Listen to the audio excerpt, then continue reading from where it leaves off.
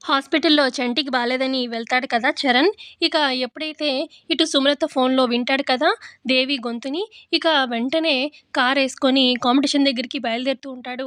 ఇక car drive చేస్తూ చరణ్ ఇలా మనసులో అనుకుంటాడు, ఇన్ని రోజులు నేను వెతుకుతున్నది తిరినేనా? అసలు నేను గుడిలో ఆ గొంతును విన్నప్పటి నుంచి నేను ఆ గొంతుకి పెద్ద ఫ్యాన్ అయిపోయాను. ఆ గొంతు గల అమ్మాయి ఎవరైనా సరే నేను ప్రేమిస్తున్నానన్న విషయం నేను ఇప్పుడే వెళ్ళి చెప్పేస్తాను దేవికి. నా మనసులో మాట, నా ఫీలింగ్స్ అన్నీ చెప్పేస్తాను. నేను నీతో ప్రేమలో ఉన్నానని చెప్పేస్తాను అని చెప్పి చాలా సంతోషంగా డ్రైవ్ చేస్తూ వెళ్తూ ఉంటాడు. మరోపక్క ఇటు కాంపిటీషన్‌లో ఫైనల్ విన్నర్ ఎవరు అనేది చెప్పే టైం రానే వస్తుందనమాట. ఇక ఇటు బిత్తిరి సత్తి చెప్పబోతూ ఉంటారు.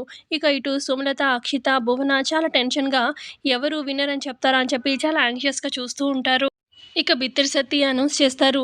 ఈ కాంపిటీషన్‌లో విన్నర్ మరెవరో కాదు దేవియే అని చెప్పి షాల్‌తో సన్మానం చేసి ఇక, ఇక విన్నర్ కాబట్టి తనకి ప్రైజ్ ఇస్తారనమాట. మొమెంటమ్ ఇస్తారు.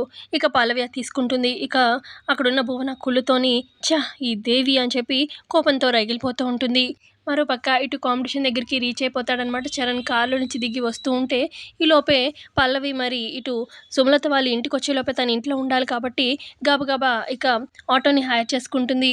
ఇక ఆ ప్రైజ్ కప్‌ని తీసుకొని ఆటో ఎక్కబోతుంటే ఇక వెనక నుంచి చూస్తాడనమాట చరణ్. దేవి, దేవి అనుకుంటూ ఆటో వెనకాల పరిగెడుతూ ఉంటాడు చరణ్. ఇక పల్లవి అది చూసుకోకుండా ఆటోలో వెళ్ళిపోతూ ఉంటుంది. మరి చరణ్‌కి తెలుస్తుందా పల్లవియే పాడిందని? లేదంటే మరి కమింగ్ వీడియోస్‌లో ఏమన్నా ఎపిసోడ్స్‌లో మరి పల్లవి దగ్గర ఇటు దేవి డ్రెస్ లాగా ఏమైనా చూస్తాడా ఏంటనేది తెలుసుకుందాము. సో ఇంతే అండి ప్రోమోలో అయితే చూపిచ్చింది. నచ్చితే లైక్ చేయండి. Thanks for watching.